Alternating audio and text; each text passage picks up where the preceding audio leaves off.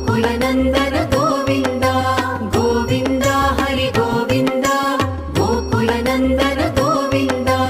नित्य निर्मल गोविन्द मिलमेघ श्याम गोविन्द पुराण पुरुष गोविन्द पुण्डरीकाक्ष गोविन्द गोविन्द हरि गोविन्द गोकुलनन्दन गोविन्द गोविन्द हरि गोविन्द गोकुलनन्दन गोविन्द नन्दनन्दन गोविन्द नवनीत चोर गोविन्द पशुपालक श्री गोविन्द